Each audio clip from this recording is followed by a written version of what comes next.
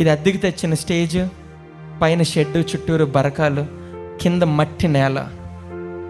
ఏదో ఈ లైట్లు, ఈ ఫ్లెక్స్ చూసి ఇదేదో పెద్ద ఎల్ఈడి స్క్రీన్, ఇక్కడ 200-300 లైట్లు ఉన్నాయి, పెద్ద పబ్లా ఉందని చాలామంది అనుకుంటున్నారు. ఇక్కడ ఉండే వాళ్ళకి తెలుస్తుంది ఇక్కడ ఎలా చెమటలు పడతాయి, ఎంత వేడిగా ఉంటుంది, ఎంత భారపూరితమైన పరిచయం మేము ఇక్కడ చేస్తున్నాం, ఇక్కడ కూర్చునే వాళ్ళకి మాత్రమే తెలుస్తుంది.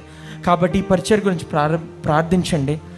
ఎవరిని నేను ఎప్పుడు ఇక్కడ కానుకేమని అడగలేదు, ఎవరు ఈ పరిచయకి సాయం చేయమని అడగలేదు. నేను ఇప్పుడు కూడా నేను అడగాలనుకోవట్లేదు. కానీ మీరు కేవలం మీ ప్రార్థన ఒకటే ఈ పరిచర్య గురించి చేయండి.